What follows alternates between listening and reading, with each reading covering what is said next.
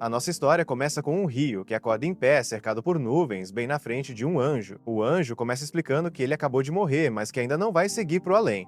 Resumindo, o rio virou a mais nova vítima do formidável Caminhão Kun. Agora é o Michael quem vai mandar ele para um novo mundo, para começar a vida do zero. Segundo o Michael, o Rio não vai ter nenhuma missão especial ou objetivo grandioso nesse novo lugar. Ele vai estar livre para viver do jeito que quiser. Quando o Rio diz que quer levar uma vida tranquila e de boa, o Michael não vê problema nenhum. Mas antes de mandar ele, o anjo precisa dar um resumo rápido do mundo onde ele vai reencarnar.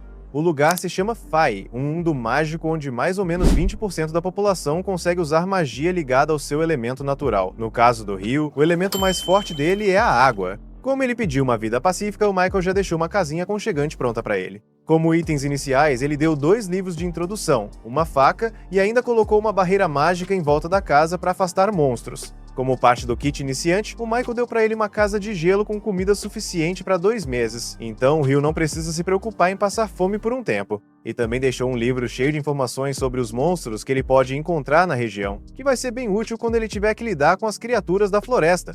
Por enquanto, o Rio está animado para testar as novas habilidades mágicas. Ele sai para fora e solta o feitiço da bola de água, e na hora aparece uma esfera de água na mão dele. A magia é bem mais simples do que ele imaginava. Mais impressionante ainda, ele consegue conjurar só imaginando a esfera sem precisar falar nada. Agora que sabe que consegue usar magia, ele corre pro banheiro e começa a encher a banheira, mas logo percebe um problema: ele só sabe criar água e não quer tomar banho gelado. Então ele vai lá fora e tenta fazer uma fogueira para esquentar a água. O problema é que ele não faz a menor ideia de como acender fogo desse jeito. Depois de tentar um pouco, ele desiste e se joga no chão, derrotado.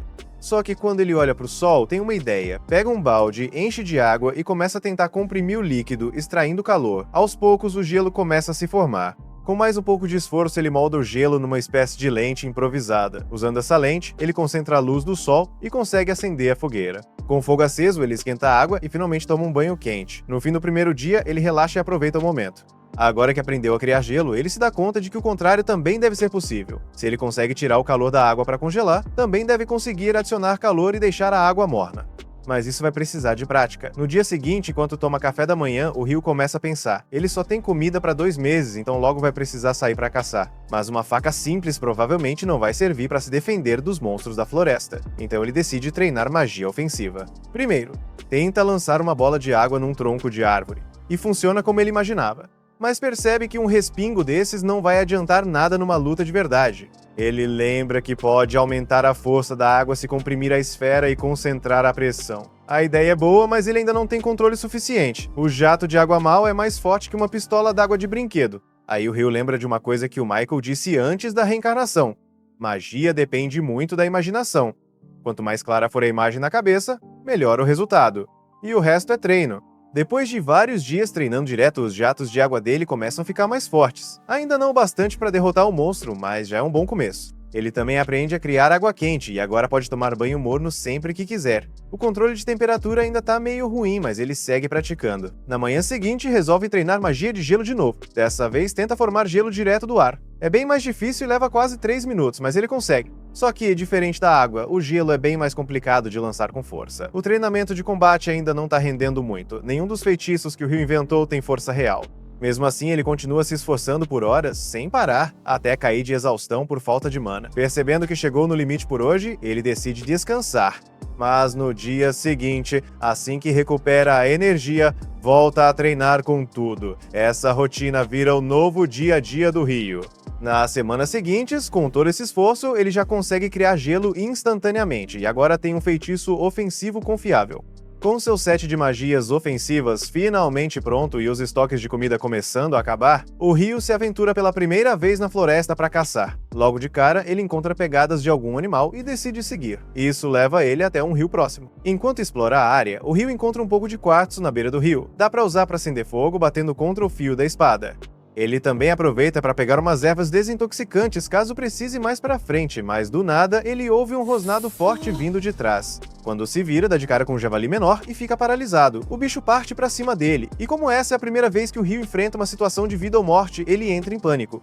No último segundo, consegue se jogar para o lado e desvia por pouco da investida. Só que o javali não desistiu. Ele se vira para atacar de novo. Por sorte, a mente do Rio clareia bem na hora. Quando o javali vem para cima, ele cria uma trilha de gelo embaixo das patas da criatura, fazendo ela escorregar. Sem perder tempo, ele invoca várias pontas de gelo afiadas bem no caminho do bicho, e acerta em cheio, matando o javali na hora. Depois disso, o Ryu pega o livro de monstros para entender melhor o que enfrentou. Pelo que está no livro, o javali menor é o monstro mais fraco daquela floresta. Dá pra ver que o guia é feito para iniciantes, né, já que a maioria das criaturas listadas são bem básicas. Só que mais pro fim do livro, ele vê 2 páginas extras meio destacadas. Parece que tem coisa importante ali. Uma das páginas fala sobre dragões, criaturas absurdamente poderosas capazes de destruir cidades sozinhas. O guia recomenda fortemente que se algum dia você encontrar um, a melhor coisa a fazer é correr. Tentar lutar seria inútil, mas ao mesmo tempo, fugir de um dragão também é quase impossível. Ou seja, encontrar um é basicamente game over. A outra página menciona seres misteriosos chamados Akuma, que seria um tipo de anjo caído, mas o livro quase não traz informações sobre eles. Só diz uma coisa, se você vê um, já era. No dia seguinte, o Ryu sai de novo para caçar. Mas enquanto está distraído, um falcão gigante assassino mergulha do céu e ataca de surpresa. A criatura usa magia de vento para lançar cortes afiados como navalha. Ryu não tem escolha a não ser fugir, criando rapidamente escudos de gelo para bloquear as lâminas de vento que vêm em sua direção. Ele sabe que falcões são inimigos extremamente perigosos e preferia evitar a luta, mas escapar não é uma opção, então ele decide encarar. Levanta a mão e dispara vários jatos de água, mas o falcão desvia com facilidade e vem direto para cima usando mais magia de vento. O Ryu consegue reagir a tempo, forma um escudo de gelo que corta o olho do falcão, fazendo a criatura cair no chão. Pouco depois, o falcão recobra a consciência, mesmo com o olho perdido para sempre. Ele voa para longe, mas antes de desaparecer, encara o Ryu por um instante. Aquele olhar deixa claro, agora é pessoal. Ryu suspira aliviado por ter saído vivo, mas sabe que isso está bem longe da vida tranquila que ele tinha imaginado. Durante a perseguição com o falcão, ele correu tão fundo na floresta que acabou se perdendo. Ele anda por um tempo até que escurece. Enquanto tenta achar o caminho de volta, ele encontra um lago iluminado e bem no meio dele está um Dullahan. E pelo jeito da criatura, ela já percebeu a presença do Ryu. Com o tempo, o Ryu vai melhorando suas habilidades com muito treino, dominando a arte de caçar e conservar comida sem grandes dificuldades. A magia de água dele ficou bem mais poderosa. Agora ele consegue invocar lâminas de gelo afiadas como facas e fazê-las caírem num instante. Até os jatos de água dele ficaram mais fortes, já cortam pedra com facilidade. Nesse ponto, ele se tornou bem habilidoso em combate, mas ele não treinou só magia de gelo. Desde o encontro com Dullahan, ele tem ido à floresta toda noite para enfrentá-lo. Curiosamente, o livro de monstros nem menciona esse tipo de criatura. Ou Dullahan não é considerado um monstro, ou é forte demais para estar num manual de iniciantes. De qualquer forma, o Ryu está determinado a encarar. Com o seu bastão de gelo, ele começa a lançar ataques, tratando o confronto mais como um treino do que uma luta de verdade. Mas o Dullahan é muito mais forte e habilidoso. Ryu faz de tudo para se defender com escudos de gelo, tentando bloquear os golpes que vêm, mas mesmo assim é derrotado em segundos. Apesar do Dullahan nunca ter falado uma palavra, o Ryu tem a sensação de que ele está tentando ensinar algo, como se estivesse moldando ele para se tornar alguém mais forte. De repente, o Dullahan ergue a espada e canaliza magia de água para estender a lâmina. Nesse momento, o Ryu fica chocado ao perceber que ele também usa magia de água. Depois de mostrar como a técnica funciona, o Dullahan entrega a espada para o Ryu e vai embora tranquilamente em direção ao lago. Um dia, enquanto o Ryu tá caçando, ele é surpreendido por aquele mesmo falcão assassino do encontro anterior, mas tem algo estranho. Ele não lembra do falcão ser preto. Provavelmente evoluiu, treinou e ficou mais forte só para esse momento de revanche. O falcão mergulha do céu, soltando uma chuva de cortes de vento. O Ryu responde conjurando 5 camadas de muros de gelo para se proteger. Só que agora, com os ataques do falcão bem mais fortes, essas barreiras somem num piscar de olhos. Ele começa a ficar ansioso, sentindo a pressão. Desesperado, o Ryu corre pelo campo, levantando muros de gelo para tentar escapar dos golpes. Quando vê uma brecha, ele ataca com várias pontas de gelo, mas o falcão desvia fácil, avançando com uma velocidade absurda. E ainda não acabou. O falcão solta um grito bem agudo. Numa frequência que atrapalha a magia do Ryu, os escudos de gelo desaparecem e ele fica totalmente exposto. O falcão continua parado no ar, bem na frente dele, e o Ryu sente que vem um ataque forte. Só não sabe quando. Segundos depois, sente uma carga elétrica no ar e do nada um raio é lançado direto nele. Por sorte, ele consegue usar um pedaço de pau como para-raios e pular pro lado, escapando por um tris. Ainda se recuperando do susto, o falcão mergulha de novo para dar o golpe final com as garras. No último instante, Ryu invoca sua espada de gelo e consegue desviar o ataque. Eles trocam mais alguns golpes até que o Ryu lembra do treinamento intenso com o Dullahan. Quando percebe uma abertura na defesa do falcão, ele acerta a espada direto no pescoço da criatura. O falcão cai no chão e o Ryu caminha até ele, com uma sensação estranha de compreensão. Ele entende como o falcão se sente. Depois de perder um olho, ele treinou sem parar, tentando provar que era mais forte. E o Ryu também fez a mesma coisa. Treinou, evoluiu e no fim venceu. Depois disso, o Ryu começa a voltar para casa, mas do nada um dragão aparece na frente dele.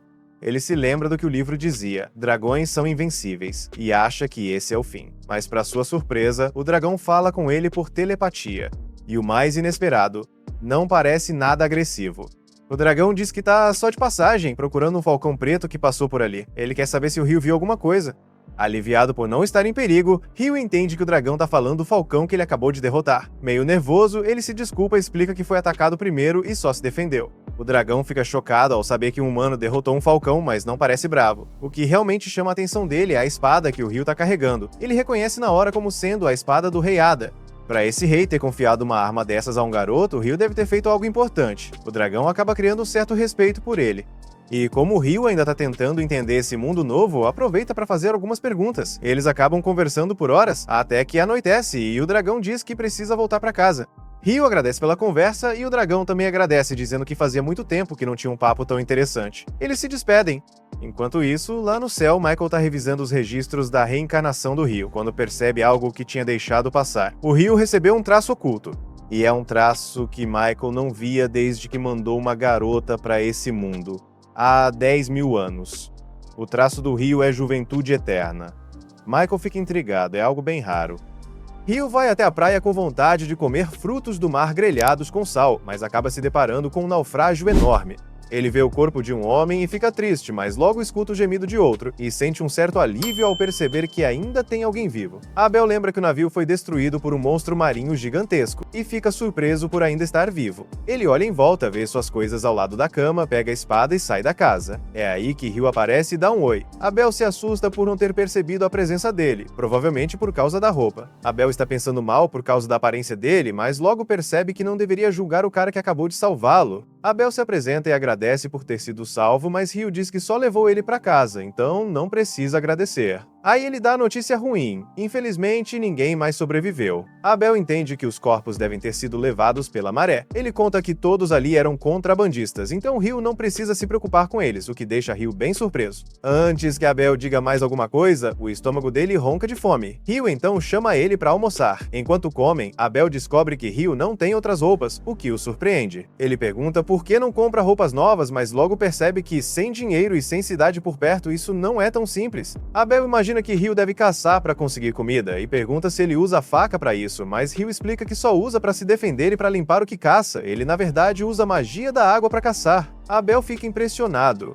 Mesmo nas regiões centrais, só metade da população consegue usar magia, e ele mesmo não faz parte desse grupo. Ryu lembra que o Michael falou que só 20% das pessoas conseguem usar magia. Mas como Abel não entende o que ele murmura, Ryu desconversa. Depois, Abel pede para Ryu levá-lo até a costa porque quer confirmar uma coisa. No caminho, ele pergunta se Ryu precisa de um cajado, já que é mago, mas Ryu diz que não tem um. E isso deixa Abel chocado, ele acha que Ryu é pobre demais para comprar um. Então diz que se tiverem problemas, ele mesmo vai na frente. Mas Ryu se recusa. Abel insiste, dizendo que é o mínimo que pode fazer, senão vai ficar com fama de só ser o cara que precisa ser salvo. Então Ryu concorda, meio contra a vontade. Quando chegam à praia, os dois ficam surpresos ao ver que os corpos sumiram. Ryu acha que talvez os monstros tenham comido ou o mar tenha levado de volta. Abel pensa que, se Ryu não tivesse salvado ele, teria tido o mesmo fim. Agradece por estar vivo. Nosso protagonista comenta que Abel deve ser um cara de sorte, e ele concorda. Depois, Abel fala que é estranho o cara que salvou sua vida estar chamando ele de Senhor. Ryu responde que só faz isso porque achou que Abel era mais velho, mas como ele pediu, passa a chamá-lo pelo nome. Abel fica feliz, diz que é assim que os amigos dele o chamam. Ryu se surpreende com Abel chamando ele de amigo, mas antes que pense muito nisso, Abel diz que não conseguiu encontrar o que estava procurando. Ryu pergunta o que ele vai fazer agora, e Abel responde que precisa encontrar os amigos dele de alguma forma, e o primeiro passo é chegar até a cidade de Lum. Ryu nunca foi lá, mas acredita que fica ao norte e que eles vão ter que atravessar a ilha por aquele lado. Abel então tem uma ideia e resolve chamar Ryu para ser o guia dele. Ryu aceita, mas pede pelo menos um dia para se preparar. Nesse momento, ele percebe que não vai mais conseguir viver a vida tranquila que sonhava. À noite, Ryu avisa Abel que precisa se despedir de alguém. Abel estranha, já que tá bem tarde, mas Ryu diz que essa pessoa só pode ser encontrada nesse horário. Ao sair, Abel lembra que Ryu disse antes que ninguém mais morava por ali, mas pensa que talvez ele só vá prestar homenagem a alguém, e que talvez nem sempre tenha vivido sozinho na ilha. De qualquer forma, não é da conta dele. Mais tarde, vemos que Ryu foi mesmo se despedir de Dulagan. Ele diz que vai até a floresta de Rondo e agradece agradece pelo treinamento que recebeu, que foi o que o manteve vivo até agora. Como sabe que vai passar um bom tempo fora, decide dar tudo de si no último treino. Ele vai com força total, mas Dulagan desvia de todos os ataques com facilidade, e Ryu acaba exausto. Antes de ir embora, Dulagan dá a ele roupas novas, o que deixa Ryu super feliz. Ele promete que vai usar com orgulho. No dia seguinte, eles finalmente começam a viagem. Ryu veste a roupa nova e ela cai perfeitamente nele. Mas no caminho, logo dão de cara com o javali. Abel pede para ele ficar para trás e só observar. Ele avança contra o bicho e usa uma habilidade de combate chamada Perfuração Total, que atravessa o abdômen do javali e mata o animal na hora. Ryu fica impressionado e pergunta que tipo de habilidade é essa. Abel responde que como Ryu é mago, provavelmente nunca viu algo assim, mas que é bem comum entre espadachins e quem luta com armas. Na manhã seguinte, enquanto continuam a jornada, Abel ouve um barulho e eles veem 2 lagartos no pântano. Como lutar na água seria complicado, eles resolvem seguir por um caminho alternativo. No meio do caminho, Ryu percebe que os homens-lagarto estão seguindo eles. Ele avisa Abel, que entende que não tem mais jeito, vão ter que lutar. Ryu diz que tem muitos, então vai usar magia para acabar com todos. Abel lembra que ele tá sem cajado, mas Ryu só recita um feitiço e lança agulhas de gelo, derrotando todos de uma vez, deixando Abel sem palavras. Os dois eliminam os inimigos juntos. Depois da luta, Abel pergunta sobre o feitiço, já que os magos de vento que ele conhece só conseguem lançar magias de invocação. Ryu sugere que talvez magia de água funcione de outro jeito. Antes de seguir viagem, Ryu usa magia para invocar água e se manterem hidratados, mas Abel repara que ele usou um encantamento diferente do anterior, o que deixa Ryu meio nervoso. Ele desconversa e diz que Abel deve estar imaginando coisas. Depois de andarem mais um pouco, Abel dá uma moeda para Ryu, que fica surpreso, é a primeira vez que ele vê o dinheiro desse mundo. Abel explica que aquela é uma moeda de bronze chamada Florin, usada no reino de Nightley, onde fica a cidade de Lan. Ele também explica que cada província tem sua própria moeda, mas todas usam os mesmos valores. Nightley é uma das 3 grandes nações, junto com o Império Bogi e a Federação Hydalyeu. Ryu acha o nome Bogi meio esquisito, e Abel pergunta se ele tem algum problema com o país. Ryu responde que só acha o nome diferente mesmo. Aí comenta que o nome de uma nação é importante, porque as pessoas precisam se apresentar dizendo "Eu sou de Buogi", o que, para Ryu, soaria bem estranho. Ele admite que não gostaria de dizer isso, e Abel acha que ele tá exagerando. Depois de um tempo, finalmente eles saem da floresta, mas enquanto caminham, Abel percebe que uma pedra está se mexendo. Ele se prepara para atacar, mas Ryu cria uma parede de gelo e bloqueia o ataque. Abel avisa que estão cercados, acabaram encontrando um ninho de golems de pedra. Ryu fica surpreso porque achava que eles eram humanoides com braços e pernas. Abel pede para ele ficar onde está e corre para atacar com a perfuração total, mas o golpe não faz efeito, o golem se regenera na hora, deixando Abel chocado. Ryu pede para tentar algo e Abel deixa. Então ele cria várias camadas de parede de gelo, derruba tudo em cima do golem e consegue imobilizá-lo. Abel fica impressionado com a força da magia, mas Ryu comenta tranquilamente que só derrotou 2 até agora e pretende fazer o mesmo com os outros. Logo eles acabam com quase todos os golems, sobrando só um, mas esse último não se move. Ryu acha que eles talvez tirem energia da terra, e como esse tá virado de cabeça para baixo, não consegue se recarregar. Aí Abel nota uma pedra mágica enorme presa na parte de baixo dele e fica feliz. Ele queria coletar essas pedras dos outros também, mas infelizmente agora já era. No caminho, eles veem um hipopótamo gigante dormindo. Ryu pergunta se Abel quer derrotá-lo, mas ele diz que não tem esse tipo de ambição. Na verdade, é a primeira vez que vê um desses de perto, mas acha que é um Behemoth. De repente, vários Wyverns aparecem, e Ryu fica empolgado com a chance de assistir a uma batalha de monstros de camarote. Abel acha que o Behemoth tá em desvantagem, mas Ryu acredita que ele não vai cair tão fácil assim. E ele tá certo. Quando os Wyverns começam o ataque, o Behemoth se levanta e solta um rugido tão alto que derruba todos no chão. Ryu explica que ele usou anulação mágica. Mais tarde à noite, enquanto eles acendem o fogo para fazer a comida, Ryu brinca dizendo que estava esperando uma luta entre Abel e o Behemoth, mas Abel diz que isso não vai acontecer. Ele comenta que já ouviu falar de armadilhas em masmorras com efeitos parecidos, mas nunca tinha visto uma anulação mágica em ação. Quando ouve a palavra masmorra, Ryu fica animado e Abel pergunta se ele quer saber mais sobre isso. Ryu responde que gostaria muito de visitar uma por conta própria. Aí Abel conta que só tem uma nas províncias centrais e, com sorte, ela fica na cidade para onde eles estão indo. Ryu brinca perguntando por que Abel escondeu essa informação até agora, e isso deixa Abel um pouco na defensiva, diz que não sabia que ele se interessava tanto por masmorras. Ryu continua provocando, perguntando se ele escondeu mais coisas importantes. Aí Abel pergunta se ele conhece elfos e anões. Ryu responde que não. Então Abel explica que os anões são ferreiros experientes e também ótimos lutadores, e que tem alguns em Lan. Também comenta que só tem um elfo em Lan lã, já que o restante vive nas florestas e quase nunca saem de lá.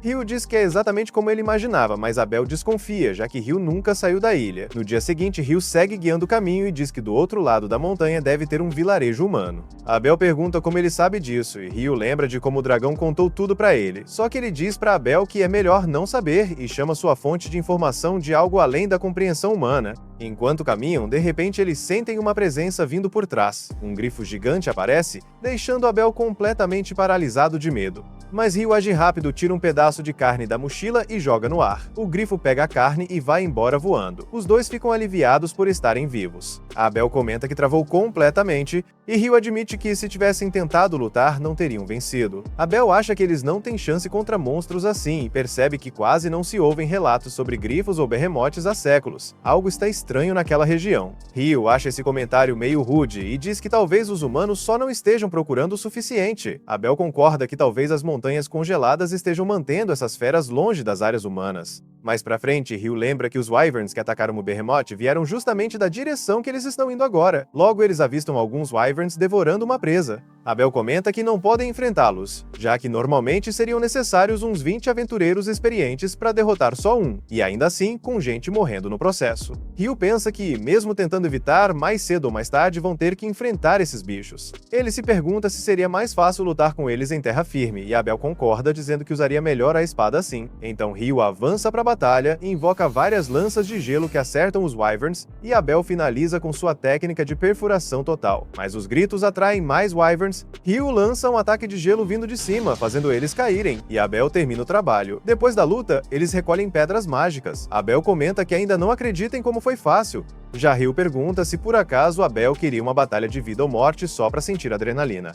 Nesse momento, mais uma leva de Wyverns aparece, e os dois já se preparam para lutar de novo, sabendo que não tem outra escolha além de derrotá-los para seguir em frente. Depois de vencerem todos, finalmente chegam ao topo da montanha e ficam felizes ao ver um vilarejo humano do outro lado. Depois de derrotar tantos inimigos, Ryu está se sentindo confiante e acha que não se importaria de encontrar mais alguns. Mas Abel acha isso uma ideia absurda, porque seria melhor se eles nunca mais topassem com aquelas criaturas perigosas. Ele admite que foi impressionante conseguirem juntar tantas pedras mágicas dos Waivers, mas de repente para de falar ao perceber que já viajaram bastante para o norte, embora não faça ideia de onde exatamente estão agora. Ryu, um pouco preocupado, torce para que não tenham entrado sem querer no Império de Buji, mas Abel logo tranquiliza dizendo que o Império fica bem mais ao norte. Ryu fica aliviado e isso desperta a curiosidade de Abel, que quer saber por que ele tem tanta aversão a esse lugar. Nosso protagonista responde que não tem nada pessoal contra o Império, só não gosta do nome, o que Abel acha bem estranho. Nesse momento, Ryu nota uma estrada que cruza a paisagem. Abel observa que ela vai de leste a oeste, olha ao redor com atenção e reconhece a área. Ryu percebe que ele ficou pensativo e pergunta se está tudo certo. Abel explica que se seguirem aquela estrada para o oeste, logo vão chegar à vila de Kaelad. A notícia anima Ryu, que está morrendo de vontade de dormir numa cama de verdade. Mas Abel lembra que ele não estava ansioso para lutar com mais Waivers. Ryu responde que são coisas bem diferentes. Abel comenta que a comida em Kaelad é deliciosa e insiste que Ryu tem que experimentar. Isso deixa Ryu ainda mais animado para conhecer a vila. Um tempo depois, eles chegam a Kaelad e vão até uma taverna próxima. Enquanto estão sentados lá, Abel sugere que Ryu se registre na Guilda dos Aventureiros. Mas Ryu não faz ideia do que isso significa. Abel explica que o registro serve como uma espécie de identificação, permitindo que ele entre em outros vilarejos e países sem precisar pagar taxas de entrada. Ele diz que quando chegaram à cidade teve que pagar uma moeda de prata para que Ryu pudesse entrar, já que foi seu fiador. Ryu pergunta em tom de brincadeira se isso fazia parte de algum plano para transformá-lo em servo dele. Abel continua tentando convencer Ryu a se registrar, explicando que a guilda também compra pedras mágicas e materiais de monstros por um bom preço. Caso contrário, Ryu teria que virar alquimista para poder usar esses itens, o que seria um baita transtorno.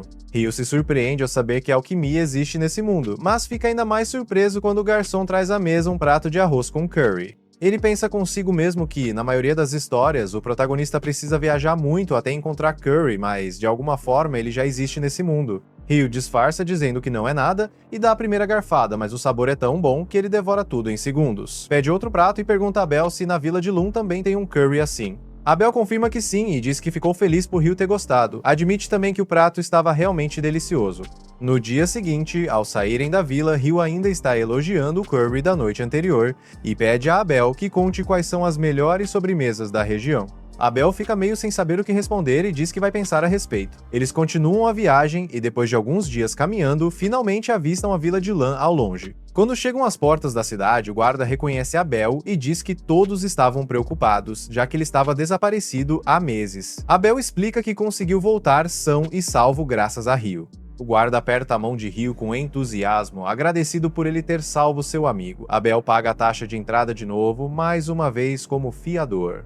O guarda pergunta se eles vão direto à guilda e comenta que os amigos de Abel estão fora da cidade no momento, mas que vão ficar surpresos ao vê-lo de volta.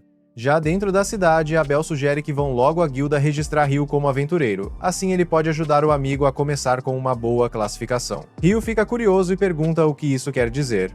Abel explica que os aventureiros geralmente começam no rank F, mas com a recomendação de alguém de rank B ou superior, podem começar no E ou até no D. Ryu logo percebe que isso quer dizer que Abel deve ter um rank mais alto que B, o que o deixa orgulhoso. Já Abel fica envergonhado e muda de assunto. Mesmo assim, ele continua explicando que os ranks mais altos dão acesso a missões melhores, com recompensas maiores. Diz que vale a pena subir de rank, embora Ryu provavelmente não vá precisar se preocupar com dinheiro, já que vai ganhar muito vendendo as pedras mágicas dos waivers. Nosso protagonista pergunta se essas pedras são mesmo tão valiosas, e Abel explica que são sim, bem raras na verdade. Vender tudo de uma vez até poderia bagunçar o mercado, mas ele confia que a guilda vai saber lidar com a situação. Finalmente, eles chegam à guilda, onde a recepcionista Nina fica surpresa ao ver que Abel ainda está vivo. Logo, vários aventureiros se reúnem ao redor, e Ryu percebe que Abel é bem popular. Pensando que deveria dar um pouco de espaço, Ryu sai para tomar um ar. É nesse momento que uma garota elfa passa por ele e repara na roupa que ele está usando, a roupa do Rei das Fadas. Ela comenta que ele deve ter causado uma ótima impressão no rei. Ryu não consegue responder direito, então ela diz que tá com pressa e que talvez eles se encontrem novamente algum dia, e vai embora. Um tempo depois, Abel leva Ryu de volta para a guilda, onde conta a todos que só sobreviveu por causa de Ryu, que logo vai se registrar como aventureiro. Abel pede que todos cuidem dele. Ryu está feliz por ser o centro das atenções, enquanto os outros o elogiam por ter salvo Abel. Logo depois, acompanhamos o processo de registro de Ryu. Abel diz que quer recomendá-lo para uma promoção de rank, o que surpreende Nina, já que é a primeira vez que alguém do grupo dele recomenda um aventureiro.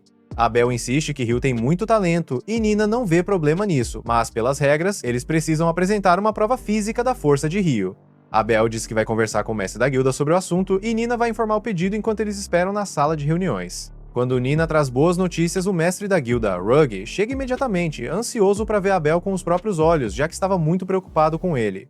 Ao notar Ryu, Rugg se apresenta como mestre da guilda de Leon e agradece a Ryu, que fica um pouco desconfortável e responde que apenas estava no lugar certo na hora certa. Abel conta a Rugg que quer recomendar Ryu para uma promoção de rank. Rugg pergunta pela prova exigida, e Abel, com total confiança, afirma que Ryu é, na verdade, mais forte que ele. Abel mostra as pedras mágicas, e Rugg nota que o tom verde indica que são de elementais de vento. Pelo tamanho e brilho intenso, ele suspeita que sejam de Wyverns, o que Abel confirma. Rugg fica impressionado, pois reunir tantas pedras assim normalmente exigiria um exército, já que enfrentar tantos Wyverns é algo grandioso. Ele se preocupa com a possibilidade de monstros assim atacarem a cidade e a destruírem, mas Abel tranquiliza, explicando que encontraram essas criaturas bem ao sul das Montanhas Maléficas. Ryu fica surpreso ao ouvir o nome das montanhas, e Abel explica que quando encontraram o caminho de Caelid, ele percebeu onde estavam. Rugg comenta que dizem que ninguém atravessa aquelas montanhas vivo, e nem aventureiros experientes vão lá sem um bom motivo. Ele mal acredita que eles derrotaram tantos Wyverns sozinhos, mas ao ver a prova das habilidades de Ryu, não tem objeções à promoção de rank. De repente, o grupo de Evil, a Espada Carmesi, chega à guilda. Abel vai se reunir com seus velhos amigos, enquanto Ryu segue para concluir o processo de registro. Ao entrar no escritório do mestre da guilda, Ryu começa a se perguntar se realmente merece o rank D. Rugg explica que, embora Abel seja muito talentoso, nem ele conseguiria derrotar um Wyvern sozinho. Se Ryu ajudou a vencer vários, ele deve ter um talento excepcional. Enquanto dá tapinhas nas costas de Ryu para parabenizá-lo, Rugg se surpreende com a força física de Ryu para um mago. Nesse momento, Nina chega com os papéis e se apresenta formalmente antes de começar o registro de Ryu. Ela inicia uma breve entrevista perguntando o nome dele e confirmando que ele é mago. Depois pergunta qual é seu elemento mágico, e ele responde que é água. Quando questionado sobre onde mora, Ryu explica que acabou de chegar à cidade. Nina informa que nos primeiros 300 dias após ingressar na guilda, ele pode ficar nos alojamentos da guilda. Ela pergunta se ele já esteve em uma masmorra, e Ryu admite que não. Então, Nina menciona um curso mensal de introdução à exploração de masmorras, que oferece um guia completo para novos aventureiros e dicas sobre o que prestar atenção. Quando ela pergunta se ele tem interesse, Ryu responde animado que sim. Nina diz que o próximo curso começa em 2 dias e que vai inscrevê-lo, informando que ele deve estar na sala de reuniões do 3º andar às 9 da manhã.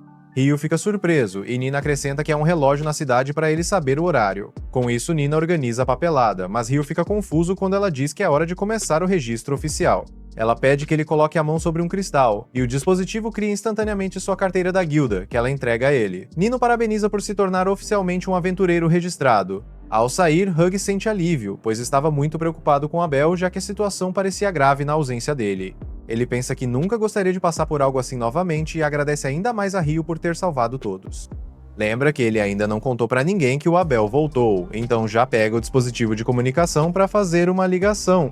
Enquanto isso, o Abel leva o Ryu para dar uma volta, e quando o Ryu pergunta para onde vão, o Abel fala que vão pegar as recompensas por ele ter ajudado a voltar para a vila. O Abel diz que quer comprar roupa nova e um cajado para ele. Nosso protagonista agradece, mas admite que não entende por que o Abel fica falando tanto desse tal cajado. O Abel explica que é porque ele é mago, mas o Ryu fala que pode usar magia sem precisar de um e que também usa a espada para lutar de perto. O Abel fica surpreso e pergunta sobre essa espada, aí o Ryu mostra para ele. Só que o Abel acha que parece mais uma faca do que uma espada de verdade e fica preocupado sem querer magoar o Ryu, mas o Ryu nem liga pra isso. Em vez disso, pede ajuda pro Abel porque tem muita coisa que ele ainda não sabe desse mundo. Logo, o Ryu aprende que aqui um dia tem 24 horas, uma semana tem 7 dias e o mês tem 30 dias, basicamente igual à Terra. Ele fica surpreso ao descobrir que as roupas são medidas em centímetros também. Acha muita coincidência e começa a pensar se pode ter alguma conexão, tipo, alguém que reencarnou nesse mundo antes dele, o que explicaria tanta coisa igual ao planeta dele. Depois, o Abel convida ele para a festa dele, onde o Ryu é o convidado de honra e é apresentado para todo mundo como o salvador dele. Na manhã seguinte, a Nina anda com ele e pergunta se ele se divertiu na noite anterior. O Ryu diz que sim, mas admite que tá meio cansado. Logo, chegam no dormitório do grupo e quando entram no quarto, vem um cara fazendo flexão. Quando ele percebe a Nina, fica nervoso. Ela fala que o Ryu vai ser o novo colega de quarto deles, e os dois se apresentam como Nils e Eto. Depois de lembrar o Ryu da aula deles, o Nils comenta que a Nina é linda e que eles deviam parar de ser tão formais entre si. Nesse momento, a Nina volta com mais um novato que também vai ser colega de quarto. Esse novo cara parece bem novo, e o Amon confirma que ele tem só 16 anos. Infelizmente, depois que perdeu os pais, virar aventureiro foi a única saída que ele teve para se sustentar. A Nina conta pro Ryu que o Amon também vai fazer o curso básico de masmorras junto com ele, então eles vão juntos e os dois concordam. Enquanto isso, a amiga do Abel, a Lina, não acredita que um mago consiga fazer um escudo de gelo grosso. Ela acha que geralmente eles são muito finos e que quebram fácil com qualquer corte de vento.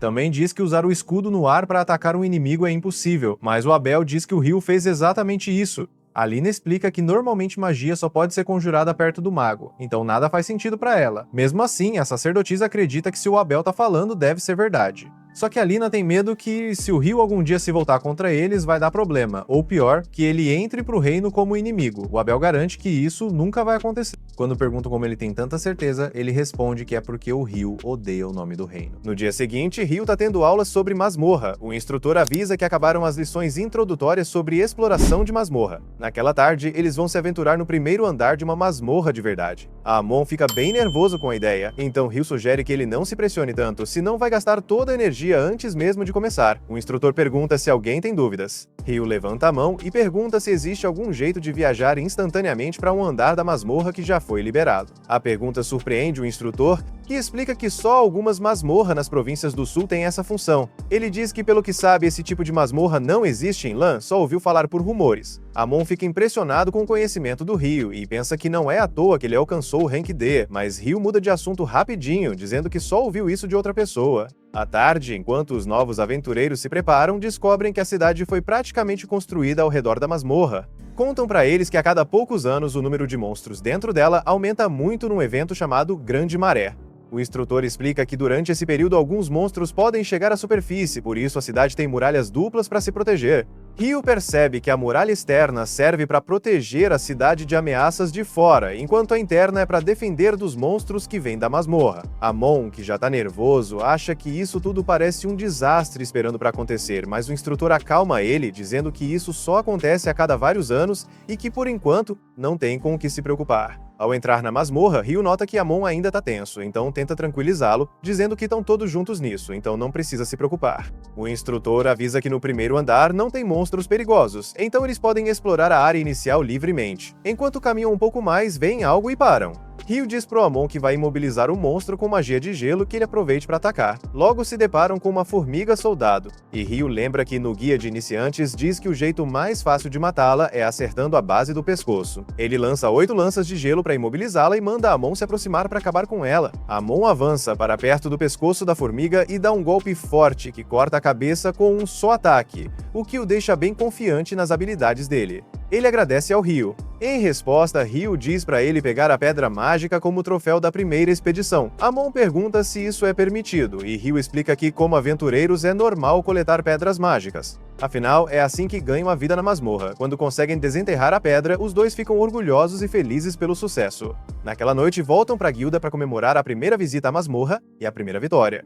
Nils comenta que gostaria de tomar uma bebida alcoólica, mas Eto explica que a guilda não serve álcool e também não permite trazer de fora. Eto acha que provavelmente é para evitar que os aventureiros bebam. Nils reclama que as regras são muito rígidas, já que só estão comemorando a conquista. Eto muda de assunto, dizendo que está impressionado que eles conseguiram derrotar uma formiga soldado na primeira incursão. Amon acha que só conseguiram porque Ryu imobilizou a formiga, dando a chance de atacar, mas Ryu elogia a habilidade do Amon com a espada e diz para ele não desvalorizar o que fez. Nils fica feliz que conseguiram a pedra mágica, enquanto Eto pergunta o que eles planejam fazer no dia seguinte. Amon quer voltar para a masmorra, mas não se sente seguro indo sozinho, então não tá totalmente convencido. Ryu se oferece para ir junto e sugere tentarem chegar até o terceiro andar, o que Amon aceita com entusiasmo. Stuprota acha estranho que uma formiga tenha aparecido no primeiro andar, e Nils diz que normalmente só tem morcegos ali. Eto conta que, nos últimos meses, tiveram relatos de formigas aparecendo no primeiro e segundo andar, o que faz Ryu se perguntar por que elas estão ali. De repente, Abel aparece por trás e entra na conversa, perguntando se as formigas não podem cavar túneis até o primeiro andar. Ryu acha que aventureiros veteranos não deveriam surgir do nada na frente dos novatos, ainda mais quando os amigos dele claramente se assustam. Mas Abel diz que só tá compartilhando um pouco do conhecimento dele para ajudar eles a relaxarem. Ele fala pros amigos do Ryu que, apesar de ser forte, o Ryu tem alguns probleminhas de personalidade, então eles devem cuidar dele. Ryu sente que não deveria estar incomodando eles assim. Quando percebem que Abel é do grupo Espada Carmesi, Nils se levanta de repente, todo orgulhoso, dizendo que é um espadachim Rank F e que Abel é o herói dele. Pede para apertar a mão e Abel aceita com prazer, o que deixa Nils super feliz. Depois, Abel aconselha eles a não se esforçarem demais, lembrando que sobreviver é a prioridade número 1 de qualquer aventureiro.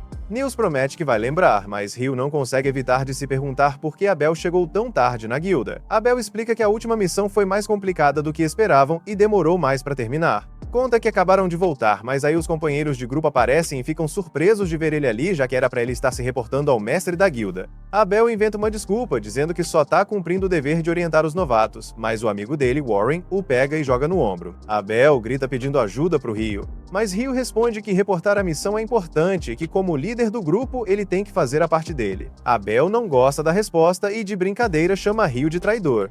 Antes de ir embora, Lin se aproxima do Ryu e fica olhando em silêncio por alguns segundos sem dizer nada. Minutos depois, os amigos do Ryu comentam o quanto ficaram impressionados com o grupo Espada Carmesi. Enquanto elogiam Abel, Ryu não entende por que eles estão tão interessados nele. Enquanto isso, sendo levado pro mestre da guilda, Ria diz pra Lin parar de ficar encarando as pessoas, como fez com o Ryu. Mas Lin responde que qualquer um ficaria curioso depois de ouvir Abel falar tanto dele. Aí Abel diz pra não se preocuparem, que logo vão ver o poder do Ryu por eles mesmos. Os outros só acham que ele tá querendo se mostrar. Na manhã seguinte, Amon tá animado pra voltar pra masmorra, mas Ryu lembra ele de ir com calma, que não precisa correr. Já dentro da masmorra, logo encontram monstros. Ryu lança lanças de gelo contra eles. Amon, mais confiante, reage rápido quando um lobo pula em cima dele, cortando com facilidade. Outro lobo tenta atacar pelas costas, mas Ryu acerta com lanças de gelo, dando a Amon a chance de finalizar. A cada luta, Amon se sente mais seguro das habilidades. Depois de derrotar todos os lobos, Ryu diz que o estilo de espada do Amon lembra o do Abel. Lembra que Amon mencionou que o mestre dele era um ex-aventureiro da vila. Amon conta que o mestre, chamado Quero, treinou numa escola famosa da capital.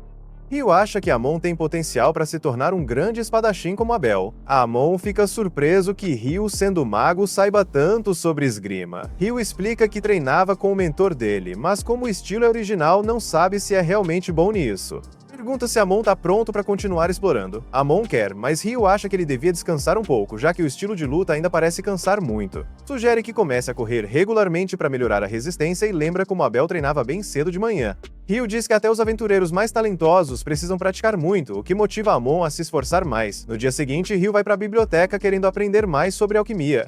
A recepcionista entrega uns livros introdutórios, uma guia para iniciantes e um livro de receitas com informações úteis. Depois de ler, Ryu pensa que vai precisar de cópias próprias se quiser levar a alquimia a sério, mas se pergunta quanto isso vai custar. De repente, a vila inteira escurece com um eclipse cobrindo o céu, mas algo parece estranho, como se o mundo todo tivesse mudado. Ryu sente alguém atrás dele e invoca rapidinho várias camadas de muros de gelo. Bem na hora, bloqueia um ataque de fogo de um inimigo desconhecido. Quando a poeira baixa, Ryu vê uma garota demônio. Ela parece surpresa que um humano tenha se metido nisso, mas diz, sem ligar muito, que não importa, porque vai matá-lo logo. Pelo poder do ataque, Ryu percebe que ela é uma Kuma. Sabe que deveria fugir, mas não tem certeza se escapar é uma opção numa situação dessas. A Kuma forma uma bola de fogo enorme, Ryu invoca mais muros de gelo, mas nota que eles não estão resistindo tão bem quanto antes. Ela atravessa a barreira com uma explosão e dispara uma bala de vento na direção dele, mas Ryu consegue desviar, evitando um golpe direto no coração. Ela fica surpresa que ele tenha bloqueado o fogo infernal e ainda mais chocada quando ele dissipa a lança de vento. Aí ela repara na túnica que ele tá usando e percebe que é do Rei Fada. Irritada, decide que vai ter que sujar as mãos e lutar corpo a corpo. Ela avança para acabar com ele, mas Ryu não tá disposto a desistir. Ele puxa a espada e começa a bloquear os ataques dela com determinação. Ela zomba dele por ser tão lento, então ele responde com ataques de gelo, mas ela desvia fácil. Ryu percebe rápido que ela tá usando magia de vento para se mover tão rápido. De repente, ela pula e faz um ataque forte, mas Ryu consegue bloquear com a espada bem na hora. Ele pensa que enquanto ficar na defensiva, ela não vai machucá-lo. Também sente que os golpes dela não se comparam ao treinamento duro que aguentou com Dullahan.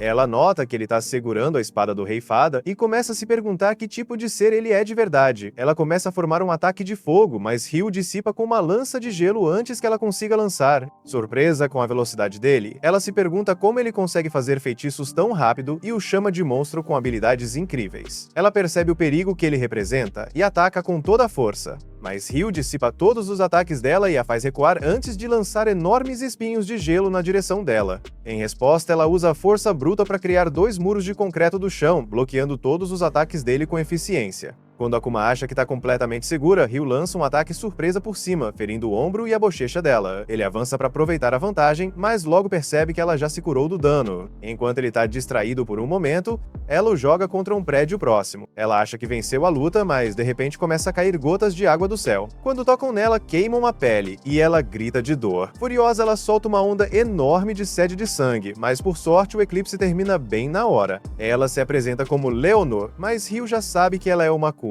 Ela fica surpresa que ele saiba da existência da espécie dela, o que significa que deveria tê-lo matado, mas sabe que é impossível vencê-lo dentro do tempo limite. Leonor diz que gostou da luta e espera vê-lo de novo, mas Ryu não sente o mesmo. Mesmo assim, ela insiste que vão se encontrar outra vez por causa da força dele. Mesmo que ela não volte, ele pode encontrar outros como ela. Isso deixa Ryu intrigado, percebendo que tem mais Akumas no mundo. Antes de ir, ela avisa para ele não se deixar matar, porque agora a vida dele pertence a ela. Leonor também espera estar mais forte na próxima vez que se virem, e de repente, some da vista dele. Ryu fica aliviado de estar vivo e acha que foi por causa da túnica, senão teria um buraco no ombro. Ele decide que o próximo passo é comprar os livros, então vai sacar dinheiro da conta. Depois de pegar o dinheiro, Ryu se sente feliz ao perceber que tá bem rico depois de vender as pedras de Wyvern. Pensa que não vai precisar se preocupar com trabalho por um tempo, mas quando volta pro quarto não encontra ninguém esperando. Resolve ir à livraria comprar os livros de alquimia, mas no caminho vê uns aventureiros incomodando os amigos dele na rua. Ryu ouve o líder dizendo para os amigos dele que sempre tem que estar prontos para um ataque porque os monstros não avisam. Mas antes que ele termine de falar, Ryu derruba os valentões com vários cubos de gelo precisos. O líder Dan fica furioso e tenta acertar Ryu, mas ele desvia fácil e o atinge com a empunhadura da espada, tão forte que Dan acaba vomitando.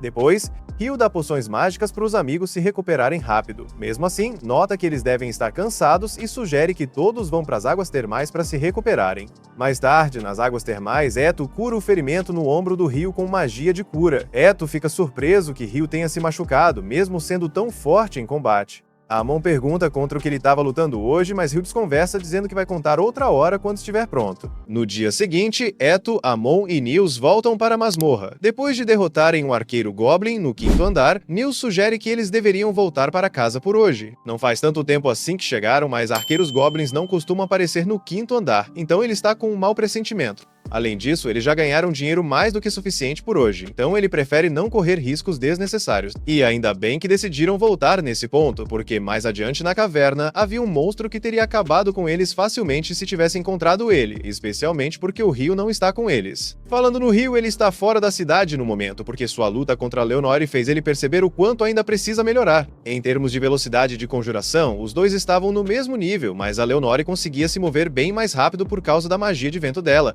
Então ele precisa melhorar sua própria velocidade de movimento. Só que o Ryu não sabe usar magia de vento, então vai ter que encontrar outra solução. O melhor feitiço que ele consegue pensar para a propulsão é o jato de água, já que ele usa esse feitiço para se mover melhor debaixo d'água. Mas ele nunca tentou usar esse feitiço para se mover em terra firme, então não sabe bem como fazer.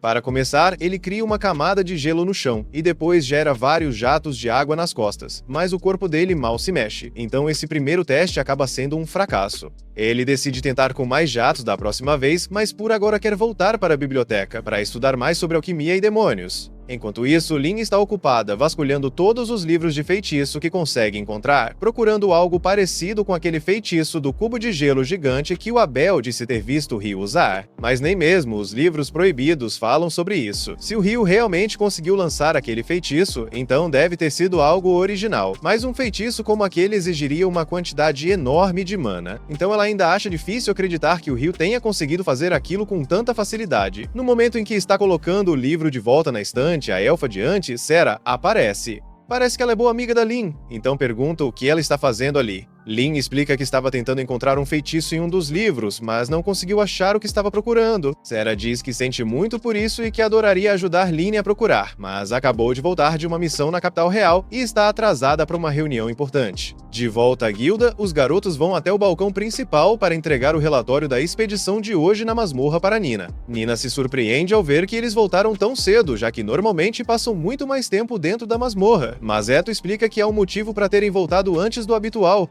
Ele mostra a pedra mágica que conseguiram. Depois de analisá-la, Nina confirma que realmente pertence a um arqueiro goblin. Um arqueiro goblin aparecer no 5º andar é algo praticamente inédito, então ela sai correndo para avisar o mestre da guilda. Mas antes de ir, agradece aos garotos pela informação valiosa. Assim que o mestre da guilda recebe a notícia, ele fica tão surpreso quanto a Nina, porque arqueiros goblins só deveriam aparecer a partir do 10º andar. Encontrar um no 5º andar significa que algo está muito errado. O mestre da guilda pergunta a Nina quantos grupos de aventureiros de alto nível ainda estão disponíveis em Lon no momento. E agora, os únicos disponíveis são o grupo do Abel, a Espada Carmesim e um grupo da Brigada Branca. Então, o mestre da guilda pede que chame esses grupos para que ele possa dar as informações pessoalmente. Pouco tempo depois, Abel e os outros chegam à guilda respondendo à convocação. Mas Abel não está nada animado, porque soube que a Brigada Branca também viria, e ele detesta ter que conversar com o líder deles. Assim que chegam, Abel vê o líder da Brigada Branca, Phelps, já sentado, então apenas faz uma saudação rápida. Com todos presentes, o mestre da guilda explica que o chamou ali porque quer que investiguem uma ocorrência estranha que aconteceu recentemente na masmorra.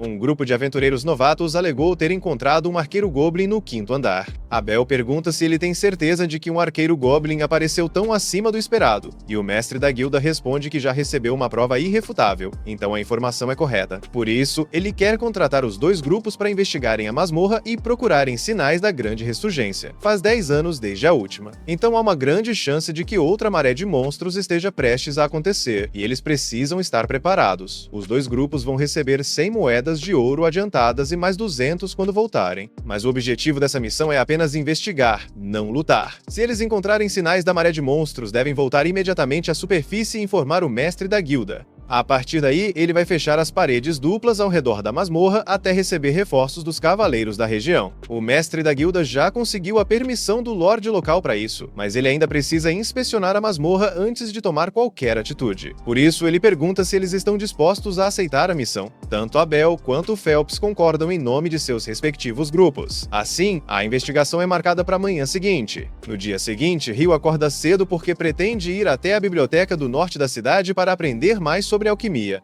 Eto avisa que essa biblioteca só é acessível para pessoas com rank D ou superior, mas isso não vai ser um problema para o Rio. No entanto, Amon lembra de ter ouvido rumores de que os textos proibidos dessa biblioteca só podem ser acessados por aventureiros de rank B ou superior, então o Rio não conseguiria colocar as mãos nesses livros. Pouco tempo depois, Rio chega à Biblioteca do Norte, e a variedade de livros lá é ainda maior do que na Biblioteca do Sul. O lugar é tão grande que ele provavelmente vai precisar de ajuda para encontrar os livros que está procurando, mas ele acha que as pessoas vão achá-lo estranho se começar a falar sobre demônios do nada. Justo quando ele está subindo uma escada, acaba encontrando a Sera, e os dois se surpreendem ao se verem ali. Enquanto isso, na entrada da masmorra, os membros da Espada Carmesim e da Brigada Branca já estão reunidos em frente aos portões, se preparando para a investigação. Mas bem na hora em que o mestre da guilda está prestes a abrir os portões, Abel o interrompe porque está com um pressentimento ruim. Ele pede para Lynn usar magia de vento para retirar a camada de névoa na entrada da masmorra antes que eles entrem. E quando ela faz isso, descobre que mais de 100 monstros estão posicionados bem na entrada, o que significa que a maré de monstros já começou. O mestre da guilda declara estado de emergência e envia uma convocação para todos os aventureiros disponíveis irem até a masmorra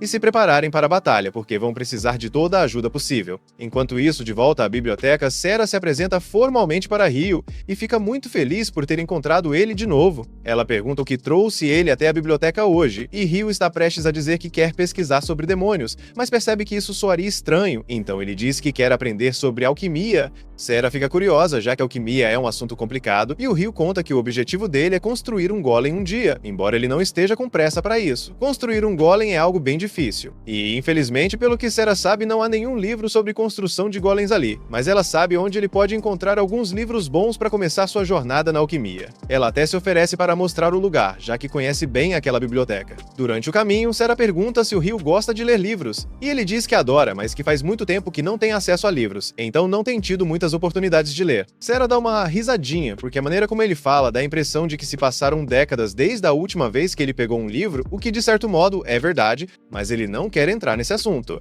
Então muda de tópico e comenta como acha legal o fato de ela ser uma elfa. Sera admite que é raro encontrar elfos vivendo em cidades humanas, então talvez ela seja vista como alguém um pouco estranha, mas no fim das contas, morar na cidade fez com que ela conhecesse o Rio, então ela não mudaria nada. Enquanto Rio e Sera continuam andando tranquilamente pela biblioteca, todos os portões da masmorra são trancados e todos os aventureiros disponíveis são posicionados nas muralhas, se preparando para a ameaça que está por vir. Pouco tempo depois, os portões principais da masmorra se abrem com força, e centenas de goblins começam a sair em massa. Então, os aventureiros começam o ataque, disparando centenas de flechas enquanto os magos lançam o máximo de bolas de fogo que conseguem. Essa será uma batalha de resistência. Sempre que alguém se fere, é retirado da formação para ser curado e poder voltar à luta. Mas com tantos goblins por ali, o mestre da guilda começa a se preocupar se vão mesmo conseguir segurá-los por muito tempo. Phelps orienta todos os membros do grupo dele a economizarem energia, e Abel lembra a Lynn para não usar magia em excesso, pois não podem correr o risco de ela ficar sem mana logo no início. Infelizmente, as flechas estão acabando, e Abel não sabe por quanto tempo mais conseguirão resistir. Pouco depois, Nils e alguns outros aventureiros de apoio chegam, trazendo todas as flechas que conseguiram encontrar. Agora, com isso, eles devem conseguir conter os goblins. Mas além disso, Nils traz uma mensagem do mestre da guilda para o Abel. Assim que os goblins menores forem eliminados, a Espada Carmesim e a Brigada Branca terão que enfrentar o chefe quando ele aparecer. Algumas horas depois, quase todos os goblins normais já foram derrotados, e o chefe deve surgir a qualquer momento.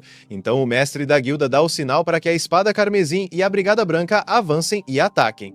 Todos pulam das muralhas e Lynn usa magia para garantir que todos aterrissam com segurança. Ainda restam alguns goblins no chão, então Abel e Phelps correm na frente para acabar com eles. Em seguida, eles voltam a atenção para o grande general Goblin que acabou de sair da masmorra, mas para a surpresa deles, não é apenas um, são 3 generais Goblins diferentes. E isso é um péssimo sinal, já que 3 generais geralmente significam que há um rei Goblin por perto, então eles precisam resolver isso o quanto antes. Abel avisa que ele e Phelps vão enfrentar um general cada, enquanto Ria e China cuidam do terceiro. Com o plano definido, todos entram em ação. Abel desvia do ataque de um dos generais, contra-ataca e consegue cortar o braço dele. Então parece que não será tão difícil derrotar os generais goblins. Mas, de repente, ele percebe algo estranho vindo da direção da masmorra. Ele grita para todos se abaixarem imediatamente. No instante seguinte, uma lâmina de vento é lançada em linha reta e corta todos os generais goblins ao meio. Por sorte, os outros conseguiram se abaixar a tempo e evitar serem atingidos. O responsável pelo ataque de vento é o Rei Goblin, e fica claro que derrotá-lo não será tão simples quanto os outros. Abel e Phelps correm na direção dele para tentar pegá-lo de surpresa. No entanto, quando Phelps tenta perfurá-lo com sua lança, o golpe ricocheteia na armadura do Rei Goblin. Ele é forçado a recuar, já que não consegue causar dano. A Abel, por outro lado, não diminui o ritmo. Ele parte direto para cima do Rei Goblin e usa sua técnica de sombra perfeita para desviar do ataque, conseguindo perfurar o peito do inimigo. Isso não é o suficiente para matar o Rei Goblin, mas Abel nem esperava derrotá-lo sozinho. Ele então chama por Lyn, que vinha carregando um feitiço de projétil de vento esse tempo todo. Assim que Abel sai do caminho, ela dispara o feitiço e perfura completamente o Rei Goblin, encerrando a batalha de uma vez por todas. Todos voltam para a guilda para comemorar a vitória, e quando Ryu retorna, ele não tem ideia do porquê de todo mundo estar tão feliz. Mas enquanto os outros membros da guilda festejam, o mestre da guilda está atolado em papelada, porque ainda precisa enviar os relatórios sobre o Javali Titânico e processar todos os pagamentos dos aventureiros que ajudaram a lidar com ele. E além disso, é questão de tempo até os pesquisadores da capital real aparecerem querendo coletar dados sobre o Javali, e ele também terá que lidar com isso. Enquanto isso, na festa, Abel acabou de explicar tudo o que aconteceu com o Javali enquanto estava na biblioteca. Quando os amigos de Abel chegam, Lyn aproveita para perguntar algo a Ryu que já queria saber fazia tempo. Ela quer confirmar se ele realmente consegue criar paredes grossas de gelo à distância.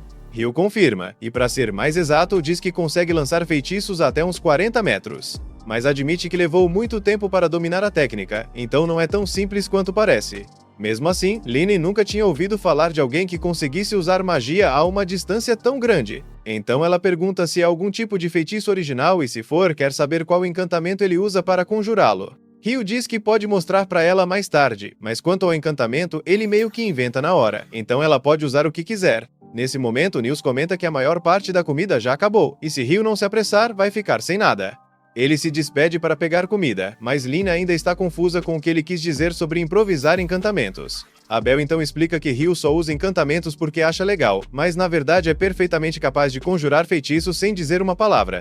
E isso soa ainda mais absurdo para ela do que as paredes de gelo. Na manhã seguinte, Nils e Amon se reúnem na guilda para procurar um trabalho, mas ficam decepcionados ao ver o quadro de missões completamente vazio. Nesse momento, Ryu aparece e pergunta o que os três estão fazendo, já que normalmente estariam trabalhando essa hora. Infelizmente, depois do Javali Titânico no dia anterior, a masmorra foi fechada para inspeções, então não poderão entrar lá por um tempo. Eles estavam torcendo para encontrar algum trabalho de coleta de recursos para se virar nesse meio tempo, mas como muitos itens foram derrubados durante o ataque do Javali, não há muita demanda agora.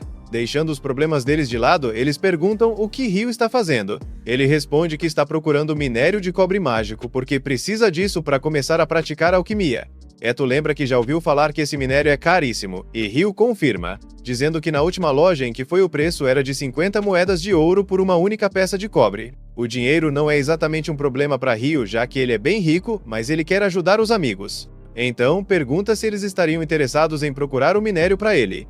Diz que está disposto a pagar 4 moedas de ouro para cada um, mesmo que não encontrem nada. E se encontrarem, ele comprará cada peça por 25 moedas de ouro. Os três ficam chocados, porque é mais dinheiro do que já ganharam em toda a vida, mas Eto pergunta se Ryu tem certeza de que quer pagar tanto assim. Ryu responde que no fim das contas, se eles encontrarem o cobre, ele só terá que pagar 37 moedas de ouro, o que ainda é bem mais barato do que as 50 que pagaria na cidade, então também é um bom negócio para ele. Confirmando que Ryu está falando sério, os três saem correndo para começar a busca. Mas depois que eles vão embora, Ryu ouve uma confusão do lado de fora e vai ver o que está acontecendo. Na rua, ele vê Dan discutindo com um grupo de cavaleiros que basicamente estão tentando sequestrar uma garota em plena luz do dia. A garota claramente não quer ir com eles. Quando tentam arrastá-la à força, Dan intervém e empurra o cavaleiro para que solte a garota. Ela fica livre, mas o problema maior é que os cavaleiros ainda superam Dan em número 4 contra 1 e estão armados com espadas. Então não há chance de ele vencer a luta. O líder do grupo de cavaleiros se prepara para dar uma lição em Dan por ousar desafiar um cavaleiro. Mas por algum motivo, assim que dá o primeiro passo, tropeça e cai no chão. Todos ficam confusos, porque não havia nada perto dos pés dele. O cavaleiro não quer admitir que tropeçou sozinho, então acusa Dan de ter feito algo contra ele. Porém, ao tentar se levantar, ele tropeça de novo. Pouco depois, Phelps aparece e fica indignado com as ações desses supostos cavaleiros. No início, eles tentam ameaçá-lo, já que tecnicamente tem mais autoridade na cidade do que aventureiros. Mas a intimidação não funciona, porque, embora seja aventureiro, Phelps também é um nobre. Seu nome completo é Phelps Heinlein.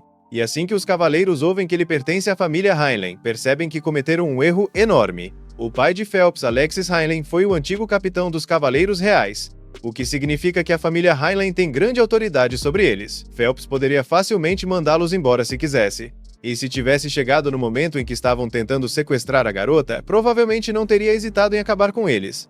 Mas agora, tudo que sabe é que eles estavam prestes a atacar Dan em grupo. Então, ele grita com eles, dizendo que são uma vergonha para a cavalaria, e que desapareçam antes que ele mude de ideia sobre deixá-los ir. Assim que os cavaleiros se afastam, Phelps olha para Rio, porque percebeu o que ele fez mais cedo. Já tinha ouvido de Abel que a magia de Rio era extraordinária. Mas ver com os próprios olhos ainda foi incrível, porque ele nunca tinha presenciado alguém usar magia a uma distância tão grande e com tanta precisão. É claro que ele não pretende contar a ninguém que foi Rio quem fez aqueles cavaleiros reais escorregarem, já que isso daria uma baita dor de cabeça para ele, mas aprecia muito o fato de Rio ter ajudado, porque sente que é pessoalmente responsável por permitir que pessoas tão podres tenham se tornado cavaleiros reais. Mais tarde naquela noite, Rio está jantando na taverna quando Abel aparece. É raro vê-lo sozinho, sem o resto do grupo, então Rio imediatamente assume que Abel deve estar indo para o Distrito da Luz Vermelha. Nessa hora, Abel entra em pânico e pede para Rio parar de falar antes que alguém escute. E com suas habilidades dedutivas de mestre, Rio conclui que, já que Abel não quer que pensem que ele é o tipo de pessoa que frequenta o Distrito do Prazer, é porque deve estar interessado em alguém. No começo ele achou que poderia ser Lin, mas Abel logo diz que está enganado, porque Lin já tem uma queda por Warren. Com isso, Rio conclui que Abel deve estar apaixonado por Ria, o que deixa Abel ainda mais desesperado tentando negar.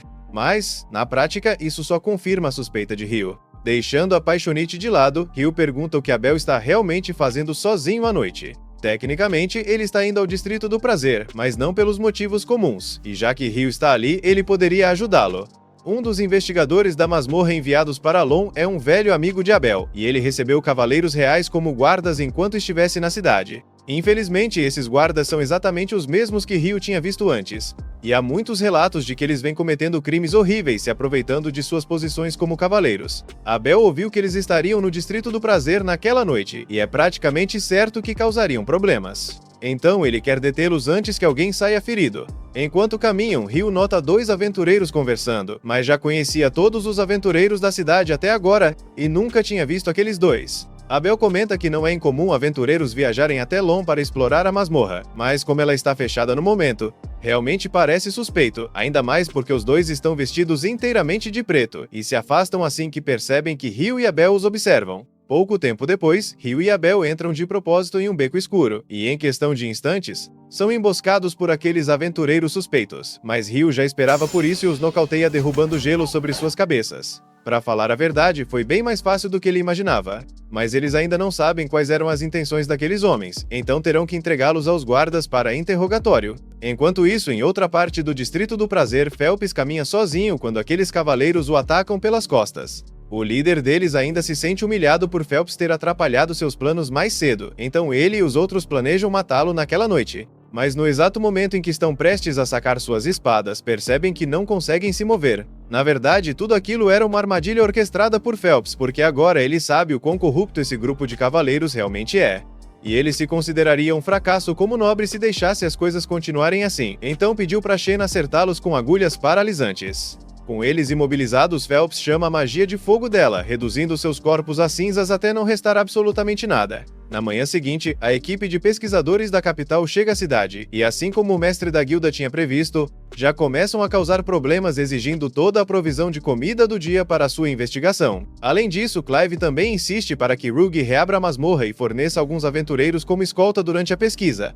Rogue responde que Clive está sendo totalmente irracional, porque ninguém sabe em que estado a masmorra está agora, e ela pode ser extremamente perigosa. Mas Clive lembra a Rogue recebeu autoridade total sobre a investigação, então Rogue tem que fazer tudo o que ele mandar. O conselheiro Arthur pede desculpas a Rogue pelo comportamento de Clive e promete repor os suprimentos que foram tirados da cidade, o que Rogue agradece muito, mas Clive ainda se recusa a desistir de reabrir a masmorra para entrar.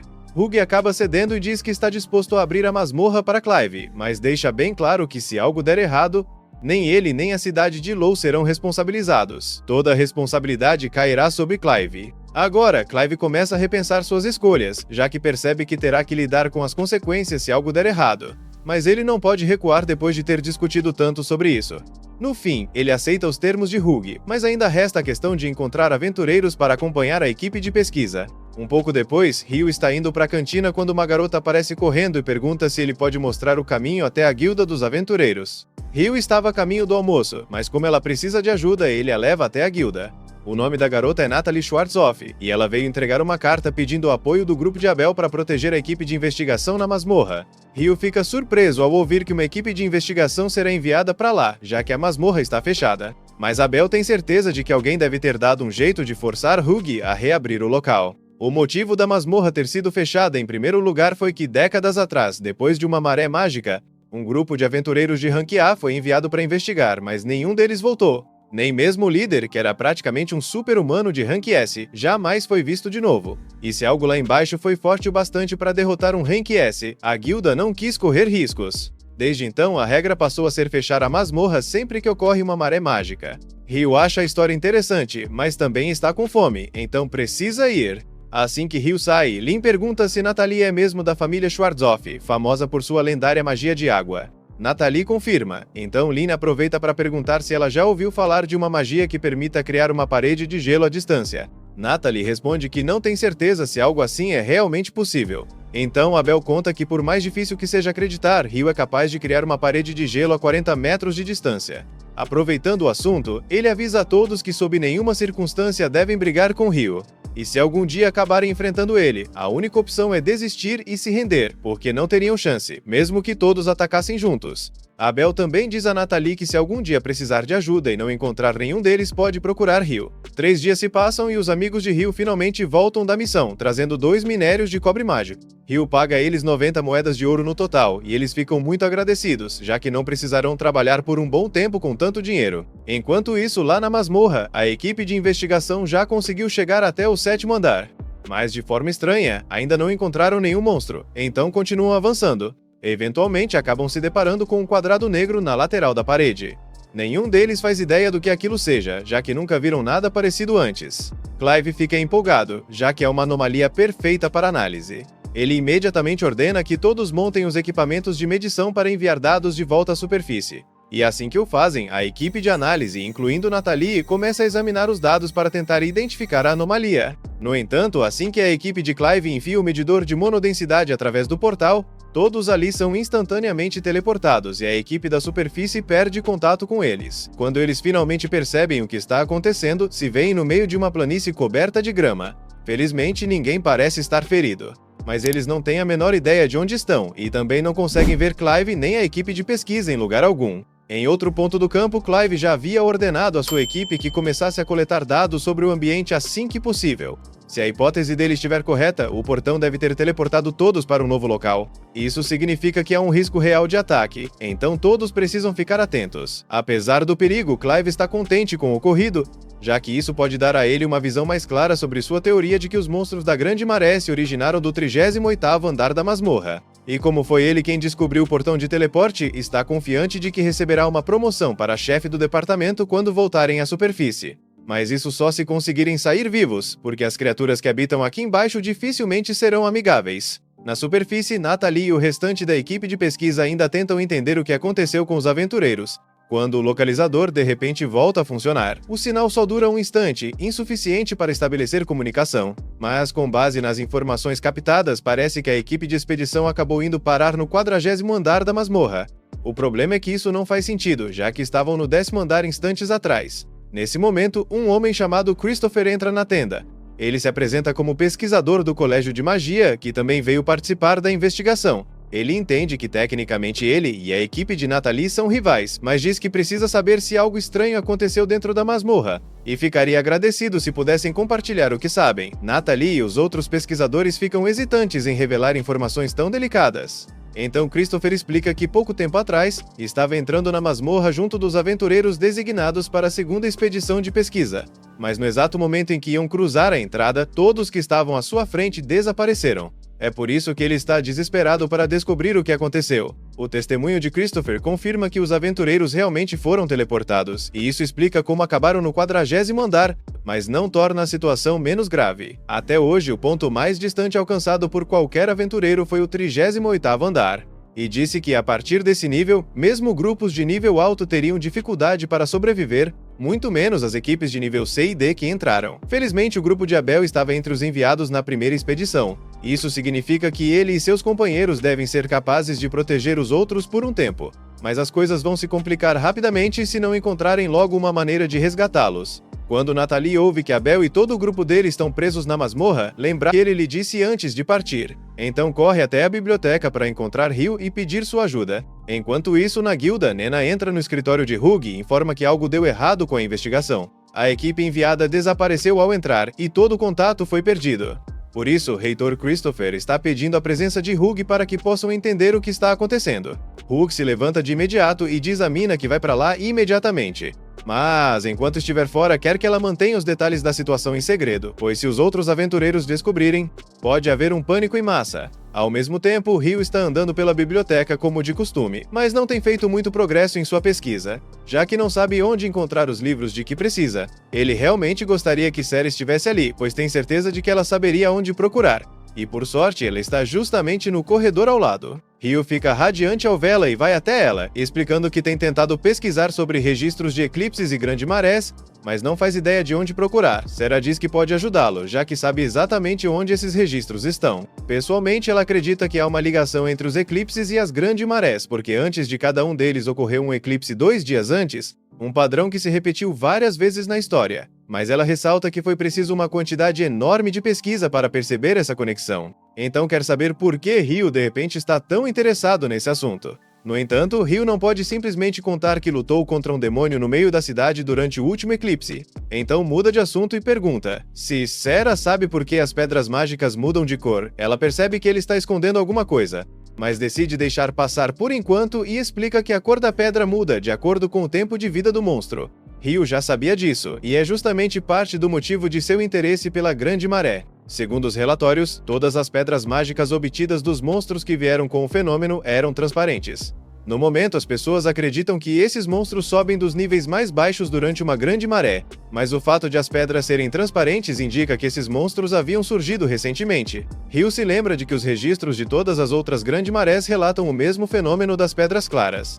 Ele fica surpreso, porque não achava que registros tão detalhados estariam disponíveis ali. Sarah explica que, na verdade, esses registros estão em péssimo estado e todos escritos em pergaminhos. Por isso, nem mesmo os bibliotecários têm conhecimento deles. Mas ela sabe exatamente onde eles estão, então pode mostrar a eles se quiser. Enquanto isso, do lado da equipe de investigação, eles ainda não conseguiram descobrir onde estão. E levando em conta que foram teleportados até ali, já nem tem certeza se ainda estão dentro da masmorra. Arthur pergunta aos pesquisadores se conseguiram fazer algum dos equipamentos funcionar de novo, e é informado que o transmissor voltou a operar, então a equipe da superfície deve conseguir localizá-los agora. Os outros acham que isso significa que logo alguém virá resgatá-los, mas Arthur não está tão confiante assim. Abel pergunta se há algo preocupando, e Arthur explica que o ar ali parece estranho. Se tivesse que descrever, diria que é parecido com a sensação de estar dentro do feitiço quadrado de santuário. E esse feitiço é a defesa suprema, capaz de repelir qualquer ataque físico ou mágico. Se aquele lugar for semelhante, isso significa que estão presos dentro de algum tipo de barreira que os isolou do mundo exterior. Abel começa a entender a gravidade da situação e pede para Lin usar seu feitiço de sondagem para investigar a área. Ela obedece, e sua magia alada detecta um grande grupo de pessoas a uns 500 metros de distância. Para ser exata, cerca de 100 humanos, mas junto deles há aproximadamente uma dúzia de formas de vida que ela não consegue identificar. Isso é bem estranho, mas por enquanto é a única pista que eles têm, então decidem seguir na direção desse grupo. Enquanto isso, na superfície, Hugh acaba de ser informado de que a equipe de investigação foi teleportada para o 40º andar. Ele não consegue acreditar em tamanha falta de sorte. Mesmo que reunisse todos os aventureiros da cidade em uma missão de resgate, jamais conseguiriam chegar tão fundo. Além disso, ainda não sabem o que causou a teleportação. Por isso, Christopher afirma que seria arriscado demais mandar qualquer pessoa lá para baixo no estado atual das coisas. Tudo o que podem fazer é esperar e rezar para que a equipe esteja a salvo. Mas, ao olharmos para a equipe, vemos que estão longe de estar seguros. Chamas infernais caem sobre o grupo de pesquisa de Clive. Alguns magos conseguem erguer escudos a tempo para se proteger, mas muitos não tiveram a mesma sorte. Clive mal consegue entender como chegaram a esse ponto, mas tem certeza de uma coisa: as criaturas que os atacam batem exatamente com a descrição dos demônios que ele já havia lido em antigos registros. E se esses demônios forem realmente tão aterrorizantes quanto está escrito, então eles estão perdidos. Um grupo de aventureiros avança para tentar pegá-los de surpresa, mas é destroçado em segundos. Os que sobrevivem acabam reduzidos a cinzas logo depois. O grupo de Abel chega à cena e fica horrorizado com o massacre diante dos olhos. Rhea reconhece os monstros imediatamente e avisa que, de acordo com os registros, demônios são inimigos de deuses e anjos, muito mais fortes que qualquer humano comum. Derrotar um deles não é nada simples. Todos querem entender por que haveria demônios em um lugar como aquele, mas Arthur diz que isso pode ficar para depois. O importante agora é salvar a equipe de Clive. Ele ordena que todos os magos se preparem para um ataque em pinça. Assim, quando Clive e seus homens estão prestes a ser dominados, uma chuva de lanças mágicas atravessa os 3 demônios que os atacavam. Os magos lançam todos os feitiços de longo alcance que conhecem, e o número de ataques é suficiente para romper as defesas dos monstros. Mas ainda restam muitos outros, então Arthur ordena que todos se preparem para lançar outra rajada. Os demônios tentam revidar com bolas de fogo, mas os magos já haviam preparado um escudo, então conseguem contra-atacar sem interrupção. Do jeito que as coisas estão indo, Arthur acha que seria possível vencer, se conseguirem manter esse ritmo. Mas o problema é que os magos têm mana limitada, e provavelmente ficarão sem energia antes de derrotarem todos os inimigos. Quando isso acontecer, caberá a Abel e aos outros assumirem a linha de frente. Ele desembainha sua espada. E olhando para o campo de batalha, nota um demônio em especial que parece mais ameaçador que os demais. Então diz à sua equipe para avançar em fila atrás de Warren. Enquanto atravessam o campo, ele os protege das chamas que vêm de todas as direções. Quando chegam perto o suficiente, Abel começa a cortar os demônios, enquanto Lynn e Rhea disparam feitiços que os perfuram. Dessa forma, conseguem eliminar boa parte deles, mas Lynn acaba desmaiando de exaustão por falta de mana. Rhea também está com pouquíssima energia, o que deixa Abel sozinho. Ainda restam 6 demônios. Mas Rhea o alerta de que o que parece ser o líder provavelmente é um príncipe demônio. Um príncipe demônio é a forma imatura de um senhor demônio, e não há registros de ninguém além de heróis conseguindo derrotar um. Isso não é nada animador, mas Abel decide avançar mesmo assim, já que não tem outra escolha. Essas criaturas são de fato assustadoras, mas o terror que sente agora não chega perto do que experimentou quando enfrentou o grifo. Então acredita que pelo menos pode tentar. Ele consegue abater 2 demônios de uma vez, mas isso chama a atenção do príncipe demônio, que dispara uma rajada de energia contra Rhea e Lynn. Warren se lança na frente para salvá-las, mas acaba sendo arremessado junto com as duas. Agora, só restam Abel e o príncipe demônio no campo de batalha. E por um instante, Abel tenta se convencer de que pode vencer esse duelo 1 contra 1, mas essa esperança acaba na mesma hora quando o príncipe demônio aparece na frente dele em um passo veloz e derruba sua espada. Abel continua calmo e mantém a lâmina erguida, mas por dentro sabe que não tem nenhuma chance de vencer aquela luta, com uma diferença tão grande de força e velocidade. Nesse momento, Clive lança um feitiço poderoso contra o príncipe demônio do outro lado do campo. Mas o ataque quase não causa efeito, e agora o resto dos demônios passa a mirar no grupo de Clive. O escudo deles é destruído e todos ficam prestes a serem consumidos pelas chamas. A situação só vai piorar, então Abel decide apostar tudo e usa sua habilidade Zero Turn, justamente quando o príncipe demônio avança contra ele. Essa técnica permite desviar a espada do inimigo e girar em um ponto fixo para atacar o pescoço. Mas de alguma forma, o príncipe demônio conseguiu prever o golpe. Ele desvia do ataque e lança Abel para longe com um golpe. Abel mal consegue ficar de pé agora. O príncipe demônio se aproxima, prestes a decapitá-lo. No último instante, Abel ouve o som distinto de uma gota de água caindo, e nesse exato momento, Ryu atravessa o teto e cai no campo de batalha. Ryu fica aliviado por ter conseguido encontrar Abel a tempo. Já Abel acredita que está alucinando, porque jamais esperaria ver Ryu numa hora como essa. Ryu diz a ele que muitas pessoas estão preocupadas com ele e os outros, então o melhor é voltarem assim que possível. Enquanto isso, ele cuidará dos monstros. Abel tenta avisar Ryu de que aquela criatura é um príncipe demônio. Mas Ryu acha que ele só pode estar brincando, já que ele mesmo já enfrentou um demônio antes, e esse não parece estar nem perto daquele nível. Por outro lado, faz sentido. Afinal, um príncipe demônio é basicamente a forma jovem de um senhor demônio, então ainda não teria alcançado o seu poder total. Ryu começa a caminhar na direção do príncipe demônio. Os outros demônios disparam bolas de fogo contra ele, mas Ryu contra-ataca com tranquilidade, usando lanças de gelo. Antes mesmo que percebam o que está acontecendo, ele já os decapitou todos. O príncipe demônio olha para trás e vê as cabeças de seus soldados caindo no chão. Fica imediatamente claro para ele que Ryu não será tão fácil de derrotar quanto os outros. O príncipe demônio ergue sua espada, pronto para lutar. E Ryu, querendo se divertir um pouco, também desembainha a sua para ver do que ele é capaz. Esse foi o fim do 8º episódio. Comenta a palavra parte 9, para mostrar que você chegou até aqui. Assista ao próximo vídeo na tela, se inscreve no canal e ativa o sininho para não perder o próximo capítulo. E lembra, assistir até o fim ajuda muito o canal a crescer.